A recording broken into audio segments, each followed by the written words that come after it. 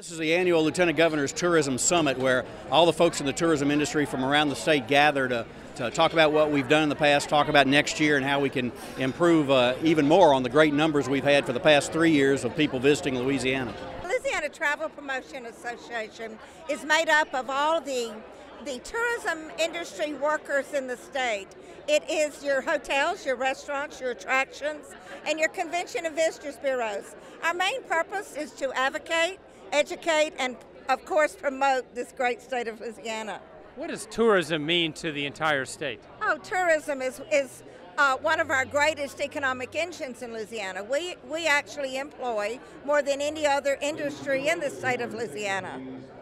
Your reaction to everything that you've seen and heard here during the entire conference? Oh, tourism is just growing. The last 3 years, our numbers have just skyrocketed, and this conference gives us a wonderful opportunity to learn more, to learn the changing trends every year in tourism, and to better represent our state. Why is it important that the state and the public support the tourism industry? Oh, it has to be a partnership. The Louisiana Office of Tourism is really the backbone, along with LTPA, that gives all the tourism workers in the state the programs to promote and the educational values. If people have questions like more information about LTPA, what should they do? Oh, we have a wonderful website. Go to ltpa.org. We hope that while you're in Baton Rouge, you get the chance to sample some of the best flavors of Louisiana. Many of these were presented to you last night with that tremendous opening reception. Thank you, Paul, and thank you, Visit Baton Rouge, for such an incredible kickoff event that showcased the only Louisiana tailgating atmosphere. We also hope that this week you will dig into the networking and educational experiences that abound here at Summit. The goal of this conference is to reignite your passion inside each of you and to equip you with that knowledge and the tools for you to help Louisiana really stand out across the nation. And of course, we can't forget, this is an election year with us this year, and we would like to recognize those candidates that are with us this morning. If you will stand when I call your name, please. Former Plaquemine Parish President Billy Nungesser and Jefferson Parish President John Young.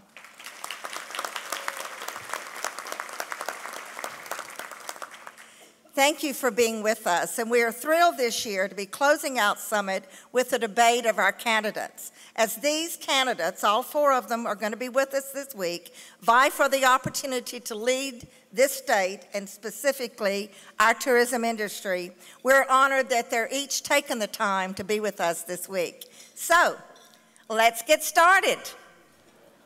Well, in my first campaign for Lieutenant Governor, I observed that a lot of places have a story to tell. Ours just happens to be better. So let me reflect on how better it has been and what we have done during these years together. I took office in 2010 in the midst of our latest disaster, the BP oil spill. There were severe negative perceptions, misperceptions that had to be overcome.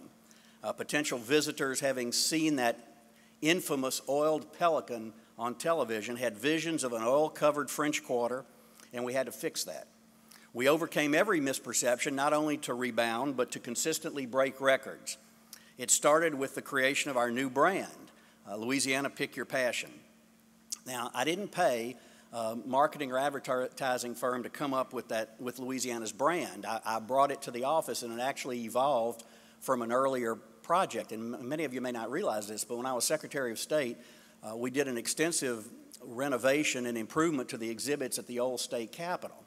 And when you emerge from the Louisiana experience, it talks about Huey Long and other things in Louisiana, you go into a room where you're challenged to pick your passion. And those words are on the board, to pick your passion, to volunteer, to do something for Louisiana. So that phrase, pick your passion, came about when we were developing that exhibit, and it stuck with us, and decided that would be an appropriate brand for the entire state. I created the brand because Louisiana is my passion. I love our state because of its diversity, our people, our culture, our food, our music, our passion. It's authentic, it's unique. I want people to come here and experience what we experience. That's why Louisiana Pick Your Passion made so much sense to us. The brand has been successful. In national studies, people are now recognizing Pick Your Passion as Louisiana's identity and mark. One day it'll rival Virginia's for lovers, Don't Mess with Texas, what happens in Vegas stays in Vegas. With time and continued smart marketing, Pick Your Passion will match the most famous of all tourism slogans.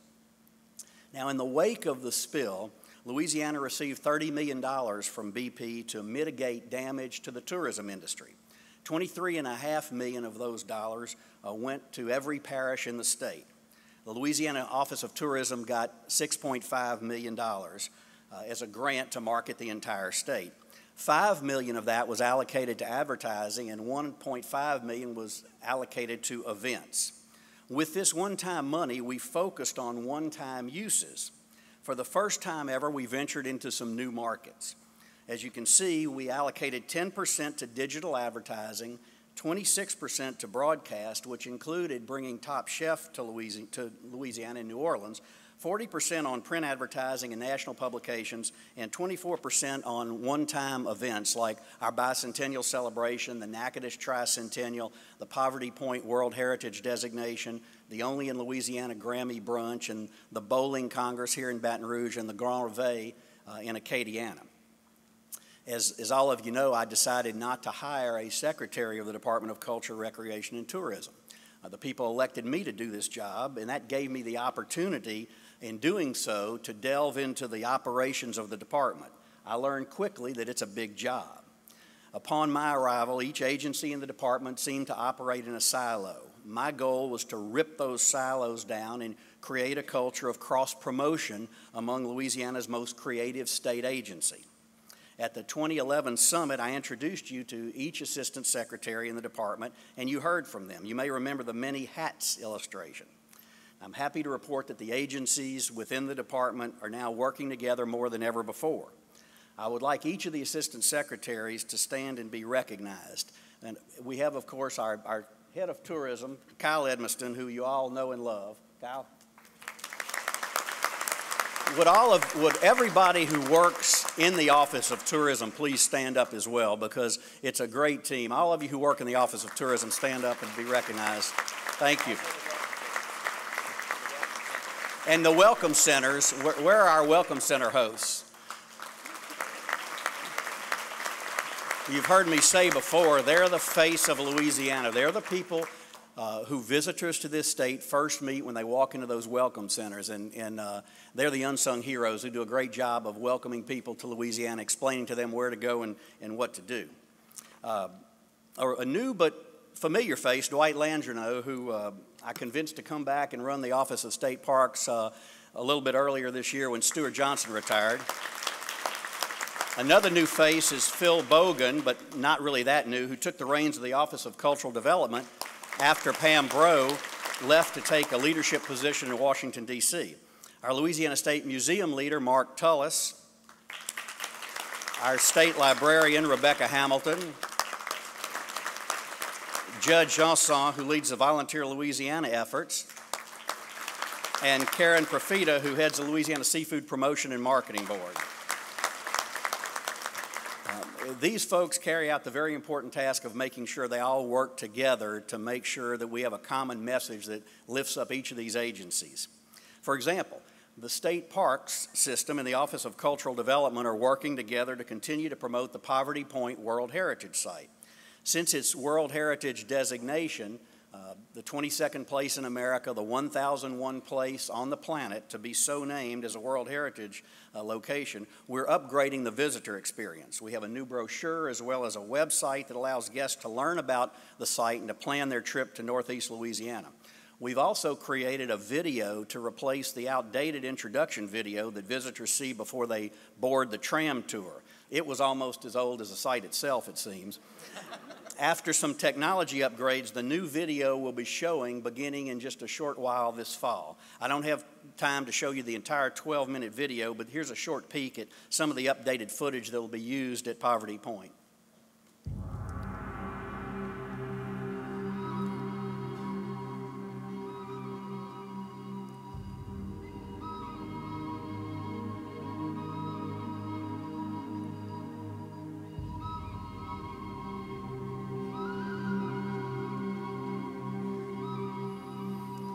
As you know, the site is 3,500 years old. I've checked with Will Mangum, and he remembers when, no.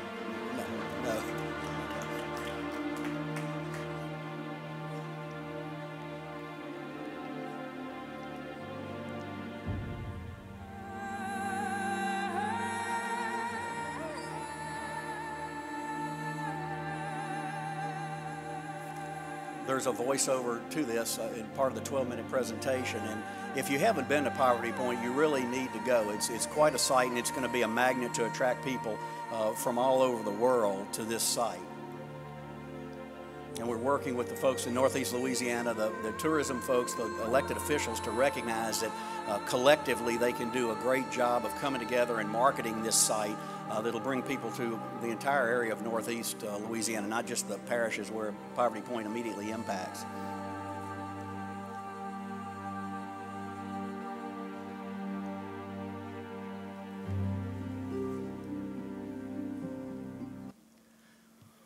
Our other departments are teaming up as well. The Office of Cultural Development is working with the Louisiana State Museum to complete a multi-year project to save a massive 4-foot by 60-foot Conrad Albrizio mosaic. The mural was originally on the site of the mental health facility in Algiers, and it was scheduled to be torn down. In 2009, our OCD staff literally saved it from the wrecking ball, removing it piece by piece. Our friend from Homa's house, where we'll be tonight, Kevin Kelly, graciously stored this mural in pieces for 6 years while the department and other organizations struggled to decide what to do with it and how to raise the money for restoration. I'm very happy to report to you that the project is almost complete, and it's going to be permanently installed in the Capitol Park Museum next month for everyone who goes into that museum to enjoy. I want to particularly recognize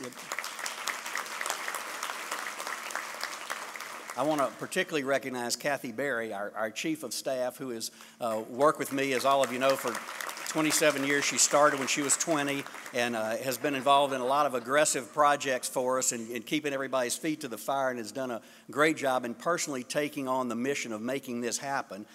She recruited the Daughters of the American Revolution as a primary benefactor on the restoration, has worked tirelessly on this and many other projects. So Kathy, please, well, you can't stand, you got a bum knee, be recognized. I also want to recognize the rest of our staff. My executive assistant, Debbie Newman, who keeps our scheduling straight and does a great job. Deputy Secretary Randy Davis, who all of you know from keeping our money straight and dealing with all of our personnel challenges, and Randy does a great job. Our General Counsel, Julia Moore. Our Special Projects Managers, Richard Hartley, who handles education, Julie Sampson, who handles a little bit of everything, Steve Wyndham, who handles a little bit of everything as well. Our Communications Director, Jacques Berry, and his deputy, Cammie Geisman, who have done a tremendous job of getting the message out about all the great things you're doing and we're doing. Julie Vizino, who oversees boards and commissions and worked on our bicentennial projects. Cindy Summers, our internal auditor. Our communications assistant, Carolyn Downer. Our office manager, Amy Burej. Our Atchafalaya Heritage Area team, Deborah Kadur and Ashley Herrick. And Doug Bourgeois, who oversees the Byways program. I could not ask for a better and more professional group of people to represent the finest of the state's classified and unclassified employees. Now, the Louisiana State Museum's Capitol Park Museum and the State Library routinely work together as well on the Louisiana Book Festival. I was committed to bringing back the festival because it's such an important piece of Louisiana's vast festival landscape and cultural legacy, and I hope it's going to continue to flourish. The 2015 festival is October 31st at the Capitol and on the Capitol grounds. If you've never been, I encourage you to come to Baton Rouge and experience this incredible literary culture that's harvested right here in our state and features homegrown Louisiana artists as well as special guest authors, food, music, everything you'd like in a festival. Now, Volunteer Louisiana is now literally housed inside the state library. That agency works hard to encourage volunteerism throughout the state and is in charge of disaster relief efforts. We hope they won't be called upon this year. Last fall, we launched a volunteer management system, making it easier for nonprofits to match up with volunteers in order to meet their needs. Right now, all 64 parishes are represented among the more than 2,400 opportunities in the system, with more than 18,000 registered volunteers. If you need volunteers for any event, I encourage you to register on volunteerlouisiana.gov to list your opportunities. Volunteer Louisiana also teamed up with Keep Louisiana Beautiful for Leaders Against Litter. I have said throughout my entire time in public service that litter is an impediment to economic development and to tourism. In April, leaders throughout the state rolled up their sleeves to clean up the streets. I happened to be in Lake Charles that day, so on a rainy day, I joined Mayor Randy Roach and his team to pick up about 1,000 pounds of trash that had been collected across the state, even though it was a dismal, rainy day. The Seafood Promotion and Marketing Board joined us in 2013. They found a home on the 3rd floor in the annex right next to tourism, where they collaborate on projects and make certain that we're not duplicating expenses but working together to promote Louisiana seafood as well as Louisiana in general. They've collaborated on several opportunities, and promoting seafood while in the midst of Louisiana's travel culinary celebration is a natural fit. In 2012, Hurricane Isaac swamped our beautiful Fontainebleau State Park cabins and deposited unwanted visitors in the park. Here's one of them. You see, he was hungry before he got washed ashore, if you look very carefully. The cabins in Louisiana's state park system are valuable assets, and not having Fontainebleau cabins online has made balancing the budget for the Office of State Parks even more difficult. I hope you saw the recent news that as of yesterday, those beautiful cabins overlooking Lake Pontchartrain are open for business. I know the North Shore is happy to have them back, attracting visitors, and to prove the point of how much we miss them from an economic standpoint, on the first day yesterday that you could reserve those cabins, 1,163 nights were reserved, totaling $150,670. Our state park system weathered the budget storm during this past year. A last-minute boost in funding from the legislature has enabled us to avoid closures and actually restore some funds and some positions that had been cut earlier in the year because of the mid-year budget cuts. Our parks, by the way, at Toledo Bend enjoyed a record year, particularly since the reservoir was named the #1 bass fishing lake in America. And somebody is real proud of that. Now, 2013, you'll remember, was all about music. We spent the year promoting every genre of Louisiana music: Cajun, Zydeco, swamp pop, jazz, as well as the iconic venues across the state like the Municipal Auditorium, Café des Amis, and others. You may recall I made a Louisiana Music Madness bracket of my favorite 64 songs in or about, made in by Louisiana artists or about Louisiana. You all helped me cull that 64 song bracket to the top song that defines Louisiana. I can't remember which one won, but oh yes. The other night, dear, as I lay sleeping, I dreamed I held you in my arms. But when I woke, dear, I was mistaken. So I hung my head and cried. You are my I am now batting 6 for 6. We have played that song at every one of my summit speeches, I believe. So it should be no surprise that it won. In the first ever effort to financially support Louisiana musicians, we created our Music Ambassador Program, where Louisiana musicians traveling to perform at venues outside of Louisiana are paid a modest stipend to distribute our Pick Your Passion swag and invite fans on video to come to Louisiana. The deliverable was a video proving that they actually made that pitch. The program has been tremendously successful. 97 different concerts in 26 states and 9 countries, with 9.5 million people in the audience. This program evolved from our bicentennial music tribute, Sunshine by the Stars, which was a partnership with LPB, starring Harry Connick Jr., which received national exposure. In 2013, we also partnered with Oxford American Magazine to host concerts throughout the state. From those concerts, and with the help of the 2013 winners of the Louisiana Film Prize, which is held in Shreveport every year, we created a comprehensive documentary about Louisiana music that I want to share with you today. So sit back and enjoy Louisiana, A Lullaby to Life.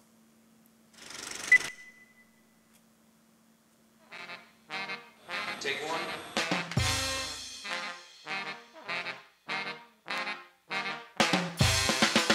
Louisiana is a lullaby to life, a concert of culture, a symphony of celebrations. Music in Louisiana was formed by a human gumbo, a wonderful mixture of the world's cultures, which we believe and will argue forcefully is the birthplace of American music.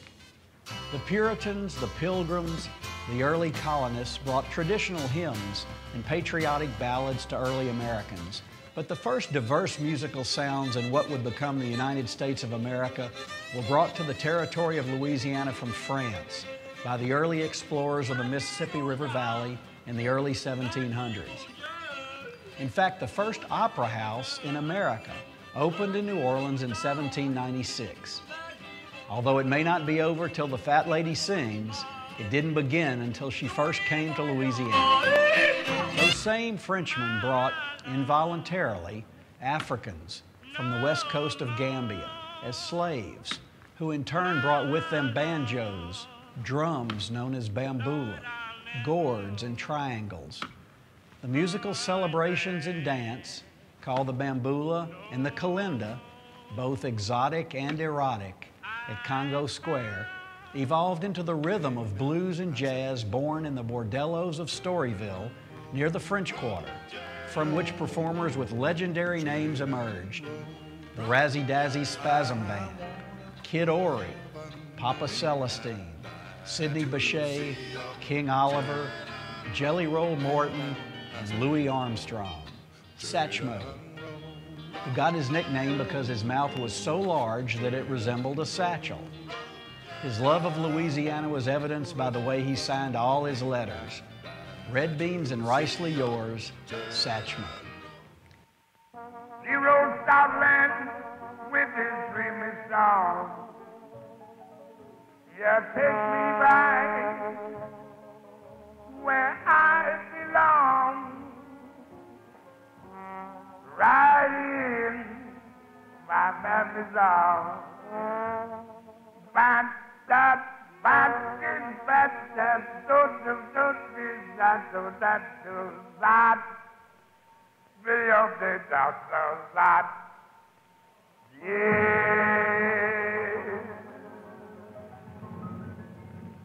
Good evening, everybody.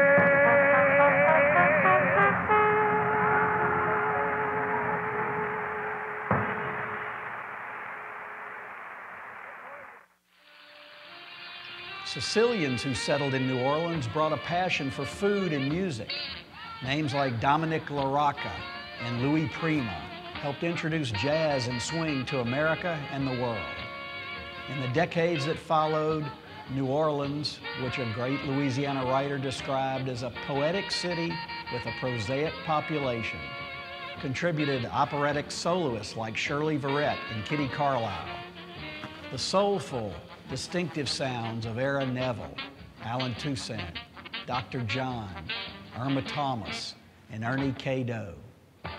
The angelic gospel voice of Mahalia Jackson, the trumpet blare of Al Hurt, the smooth clarinet of Pete Fountain, the Mardi Gras blues of Professor Longhair, jazz giants with names like Marcellus, Mayfield, and Harry Connick Jr., and a legendary fat man who walked all the way from New Orleans to Blueberry Hill, Antoine Fats Dominic.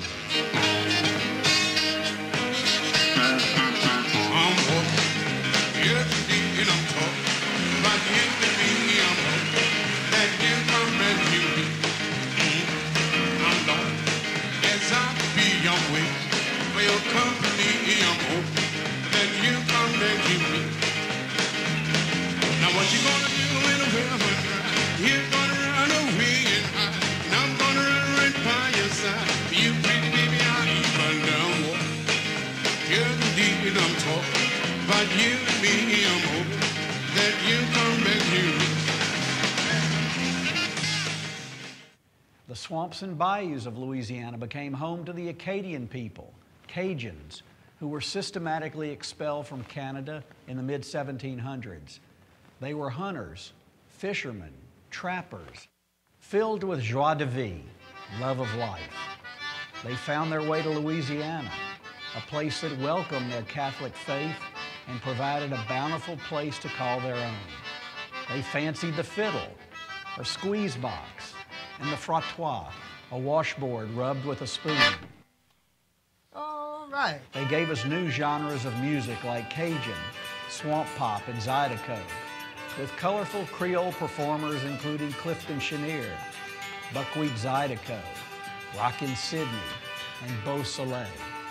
And a new generation of young performers are sustaining the music and cultural traditions of their French ancestors. Lest anyone think North Louisiana was devoid of musical genes, one need only visit the Municipal Auditorium, still standing in Shreveport, Louisiana, where in October of 1954, a young man hit the stage and began performing. It was there, in Shreveport, that the iconic phrase, "Elvis has left the building," was born. All right, Elvis has left the building.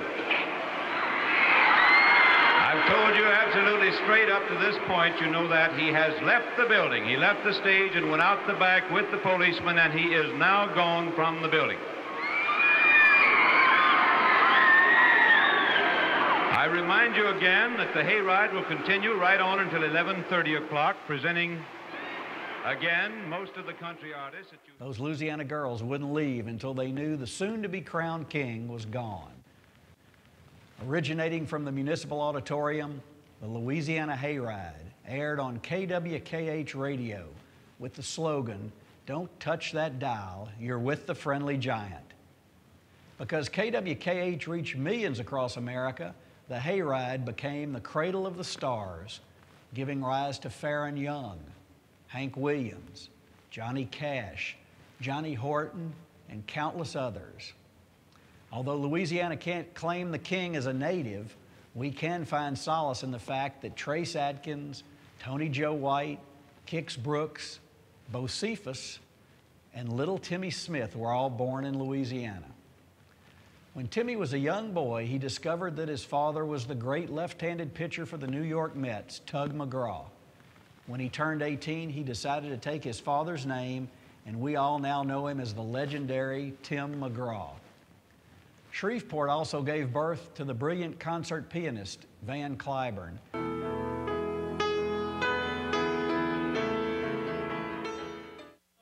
And the legendary troubadour, Huddie Leadbelly Ledbetter, who wrote such classics as Cotton Fields, Rock Island Line, Midnight Special, and the beautiful lullaby, Goodnight Irene. Irene, good night. Irene, good night. Good night, Irene, and good night, Irene. I get you in my dream. How would you like to be growing up here in Faraday, Louisiana, in the late 1930s and early 1940s and have these three first cousins roaming the streets on Saturday night? Jerry Lee Lewis, Mickey Lee Gilly, and Jimmy Lee Swagger, all sharing the same middle name and sharing the same piano that the Lewis family bought for little Jerry Lee. The Delta Music Museum and the newly renovated Arcade Theater stand as symbols of the contributions made by natives of this community just across the river from Natchez, Mississippi. Balls of fire.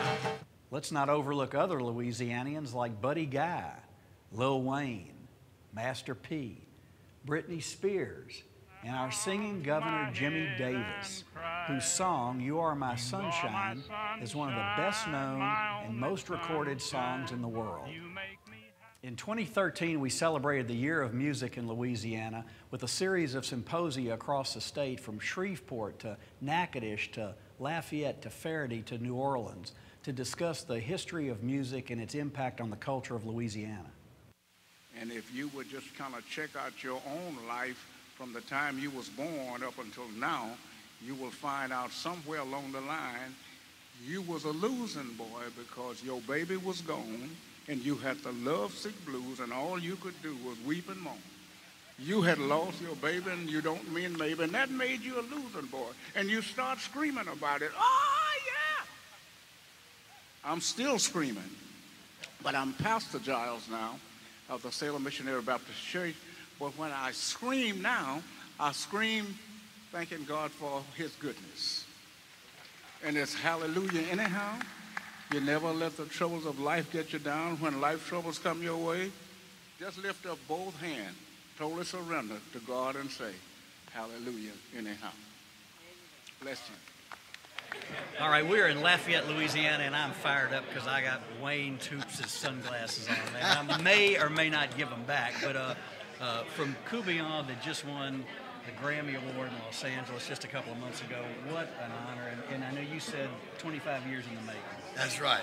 I'm very slow car, but I'm doing okay. You know this great port system we have in South Louisiana, the mighty Mississippi draining into the Gulf of Mexico. A lot of great cargo, grain, oil, yes. Natural gas goes out here. But our greatest export is music. Well, you know what? And I think, music, the food, the people, the dancing, I think the combination of what we're about, everybody wants to be a part of it. When you say pick your passion, my passion is Louisiana in a whole. The first time I saw Jerry Lee live, I was in high school, and I went to a concert at the Monroe Civic Center. I was probably about 16 years old, and I saw Jerry Lee live there, and it was like, one of my dreams just to see him live. But the best thing was, at the end of the show, he wouldn't stop. And they turned the lights on like this, and we're telling everybody, go home, it's over. And he was saying, no, it's not over.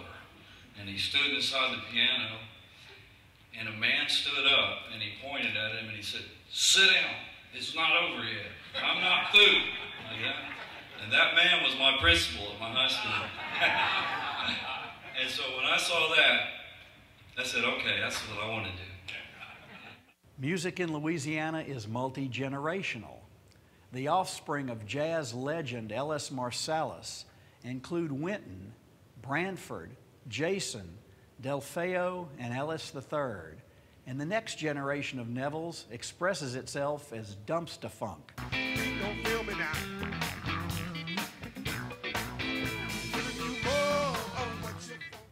Grammy winners and Zydeco favorites Terrence Simeon and Chubby Carrier, as well as Rockin' Doopsie Jr., all followed legendary family members. Louisiana families also sing the blues. There's Tabby Thomas and his son Chris Thomas King. There's Kenny Neal and Rayful Neal. And as legendary Shreveport musician Eddie Giles says, the blues tells you what condition you're in, and gospel tells you how to get out of it. Now, we call him Harry Connick Jr. because his father is a well-known New Orleans musician who incidentally served as district attorney for a mere 30 years. And Frank Minyard, the coroner of Orleans Parish for 40 years, is also known as Dr. Jazz, and yes, his favorite song is St. James Infirmary. The next generation of Louisianians promises to be even more prolific than the previous ones. Trombone Shorty and Hunter Hayes, Kenny Wayne Shepherd and Frank Ocean, to name but a few. If I've whetted your appetite to come to Louisiana, where the music never stops and most of it started, you might start by visiting our special website, louisianasoundtrack.com. Here you can design your own itinerary to travel throughout Louisiana and find hidden treasures, juke joints, bars, and restaurants that feature Louisiana music day in and day out. Our brand for the state is Louisiana Pick Your Passion, and music is at the top of our list of passions. The very first Grammy for Best Performance by a vocal group went to Keely Smith and New Orleans native Louis Prima in 1958. Did I mention that that was the year the LSU Fighting Tiger football team won its first national championship? It's no wonder that the Grammys got their name from a Louisiana lady, Jay Dana of New Orleans. She made music history by doing what kids do, playing her music too loudly. In 1958, I was working for the New Orleans Public Service, which was the utility company here in the city. And I saw a thing in the paper about the music industry wanted a name for the music awards like the Oscars were for the movies. And I had a little tabletop phonograph, which my mother always called a gramophone. And if I'd play it too loud, she'd scream at me to turn down the Grammy. And that's how I got the name, and that's the name I sent in. Decades later, Reed Wick, a Grammy representative from New Orleans, located Ms. Dana and invited her to attend the Grammy Awards. Ms. Dana declined due to a scheduling conflict. It was her poker night. If you're looking for a safe bet, look for Louisiana to have a Grammy nominee. We've had one every year since the inception of the Grammys, except 1960 and 1970. And since 2000, Louisiana has had no less than 9 nominees each year. Louisiana is a place to pick your passion, and arguably our greatest passion is music. There's no doubt that Louisiana music is heard and enjoyed around the world, but that lullaby to life sounds so much sweeter right here at the place of its birth in Louisiana.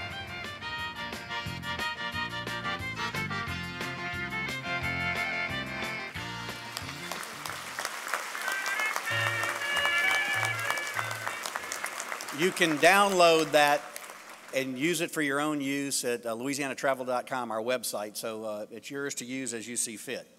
Now, in 2014, we celebrated Louisiana's unique culture and those places, objects, and traditions that can be found only in Louisiana, like parishes and Cajun French, Evangeline, the Frottois, Mardi Gras, Gumbo, Zulu, beignets, the Atchafalaya Basin, Poverty Point, Tabasco, the Municipal Auditorium, Steel Magnolias, the Blue Dog, the Higgins Boats, Boudin, Duck Commander, the Battle of New Orleans.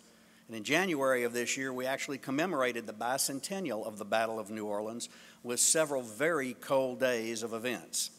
We recognized the lives lost in that battle while celebrating the partnership that we've shared with Great Britain ever since that battle. The British ambassador to the United States, Sir Peter Westmacott, attended and spoke at many of our events. He told a great Winston Churchill story, which I want to share with you. He said that while he was the Prime Minister, Churchill was invited to speak to a large group on the subject of sex. And the Prime Minister walked up to the podium, cleared his throat, and said, "It gives me great pleasure," and then he sat down.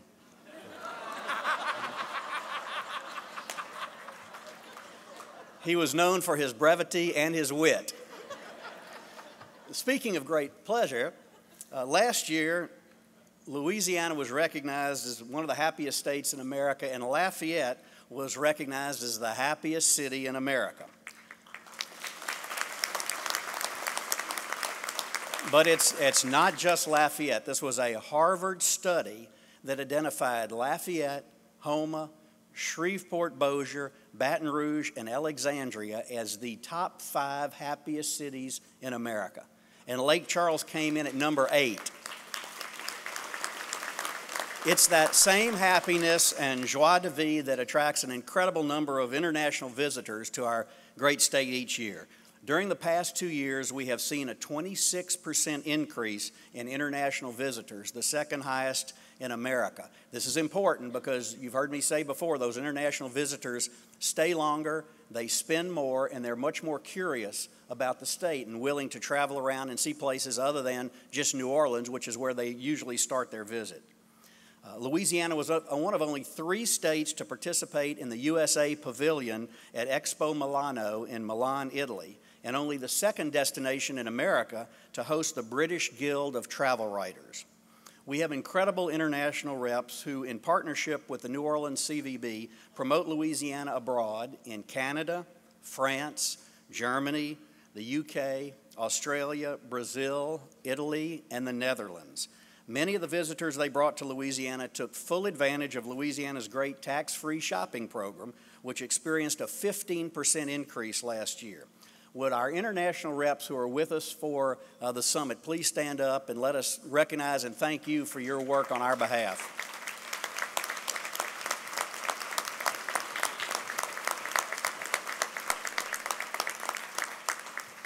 Louisiana will host, as all of you know, U.S. Travel's IPW in New Orleans next year. This is the largest gathering of international tour operators in the world. It will be tremendous exposure for our state and will bring more international visitors to Louisiana than ever before. The pre- and post-familiarization tours are going to give visiting tour operators and the media a true taste of Louisiana, and all of you will have the opportunity to take advantage of their being here in our state. And so here we are in 2015, my last summit. This year and next year, we'll be celebrating Louisiana's passion for food. Our culinary heritage is easily one of our biggest sellers, especially among today's food-obsessed travelers. Food is a hit on social media. Food pictures are among Twitter, Instagram, and Facebook's most shared content. Food posts have historically been the most viral posts on Louisiana Travel's social channels. And our digital efforts have performed very well this year. You may remember when I took office, and I believe I said this at the first summit, my goal was to move Louisiana into the top 10 in digital rankings for tourism sites in America.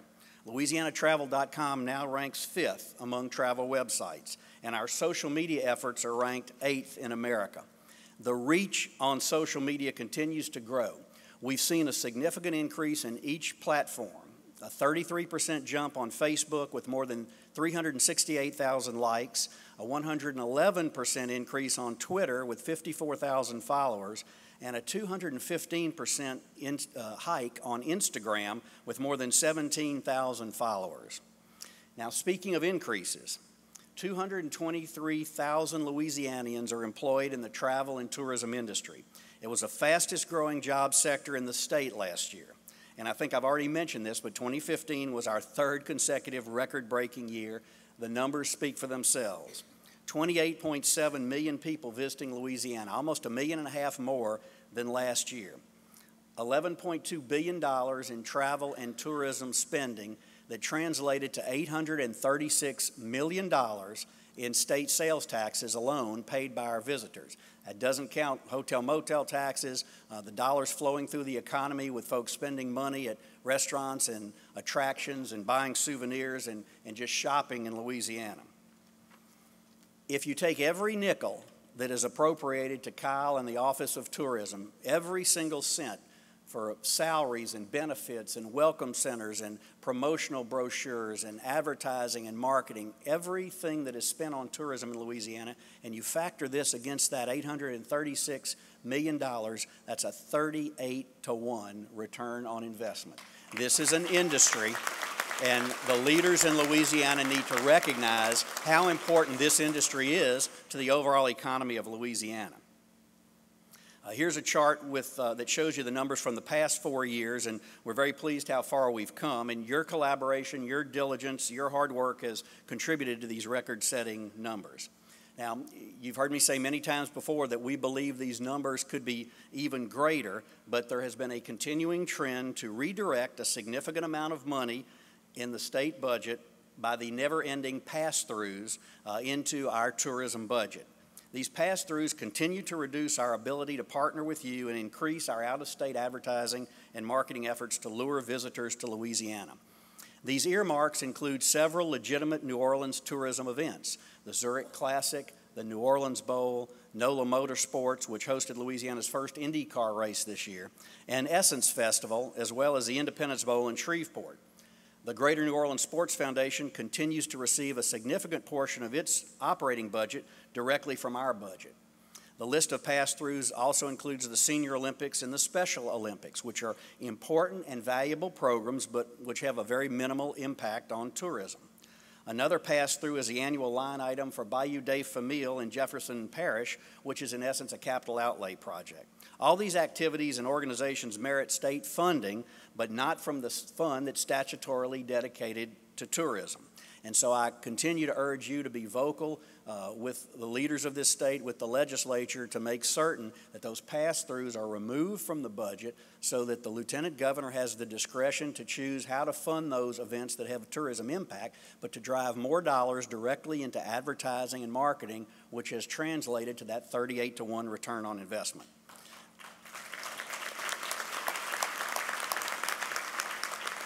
Now, one thing I will definitely miss as Lieutenant Governor is traveling around the state and visiting with each of you in May for National Tourism Week. We had a wonderful event this year, making 26 stops throughout the state, promoting tourism and its impact on the local economy.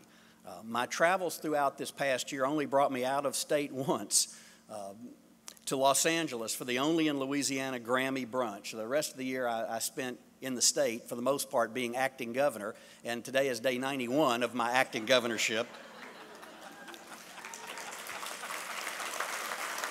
As you can see on the graphic, I made my way around the state, almost 300 appearances and speeches since last we met, more than 1,000 during my term. And let me pause now as we're talking about food and ask Baton Rouge native and new national celebrity Jay Ducote to come up to the stage for just a moment. You all have been watching, I trust, on Food Network, where Jay Ducote was a finalist in the Food Network search for its next star. Although Jay somehow was not selected, and I think America probably would have awarded that title to him, we all know his future is very bright, and I got a feeling that Food Network is not going to let his personality go. We'll be seeing a lot more of Jay Ducote. So I wanted to take this opportunity upon his return back to Baton Rouge after that moment in the sun to present him with one of a few awards we've given over the years. You remember I've given some Passion for Music awards and Passion for Food awards, and I want to give the second ever Passion for Food award to Jay Ducote, who's been a tremendous ambassador for the state of Louisiana. Jay, thanks for everything you've done and you will do.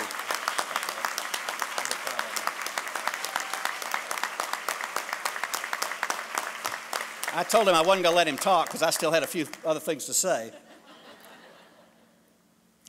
Well, next year, we're slated to continue our celebration of the culinary heritage of Louisiana. We don't have any new creative to show you because we're going to continue using the same beautiful culinary ads from last year.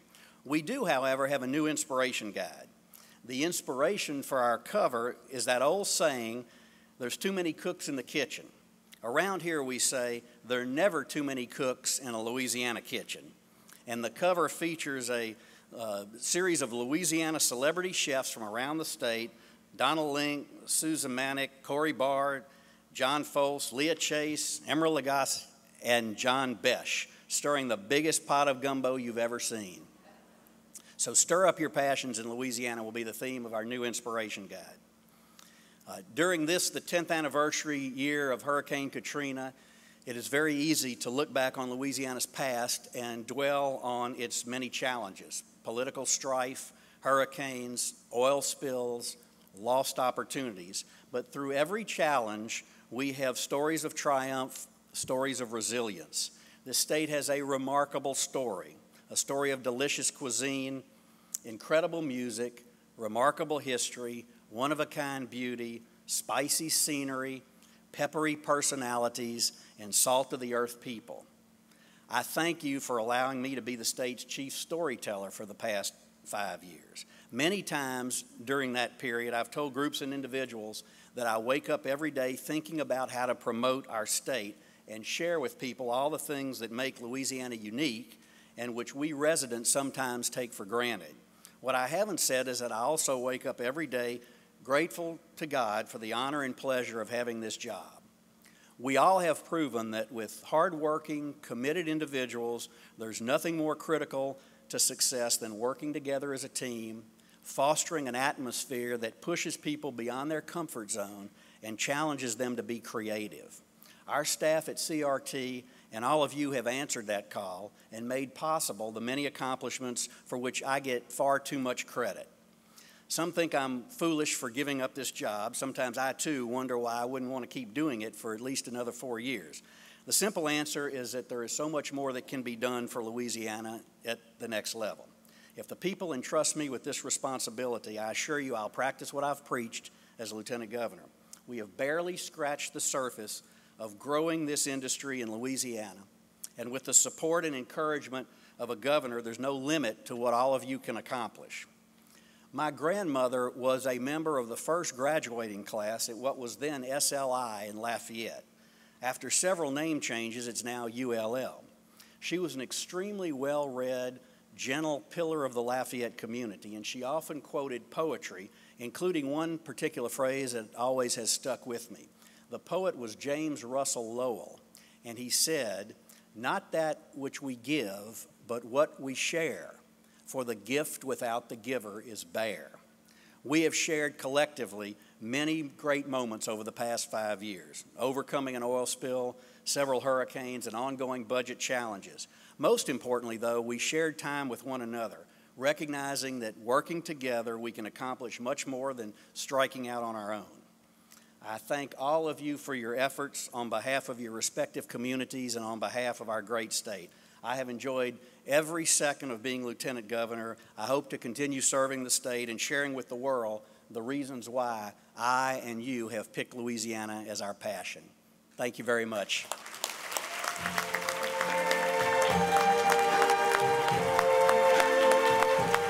I see trees of green, red roses too. I see them bloom for me and you, and I think to myself.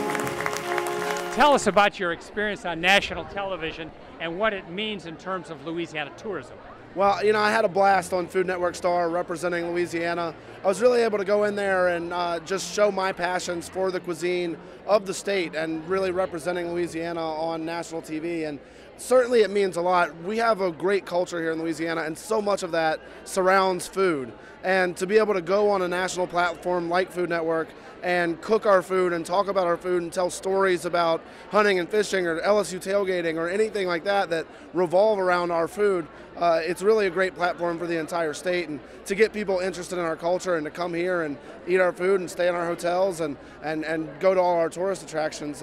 So I was definitely really proud of the fact that I was able to represent myself and the state so well on such a national platform. What is the current state of Louisiana tourism, and what is the trend? Well, I like to think it's in good shape. It is trending in the right direction. We've had 3 successive record-breaking years of people visiting the state, spending money, and leaving behind tax dollars. So things are going great for tourism in Louisiana. I think the future is very bright, and that's really what we've been talking about, our accomplishments in the past and what we can do to improve things in the future. Your reaction to what you've seen here today? Well, there's always a lot of enthusiasm, and tourism people by nature are promoters, and they're fun and enthusiastic, and that's certainly what we see here. It's a great opportunity for them to learn from others and also to share their experiences of what's worked for them in their respective areas. If people have questions like more information, what should they do? LouisianaTravel.com is the website. All the information, everything you want to know about Louisiana tourism is at LouisianaTravel.com.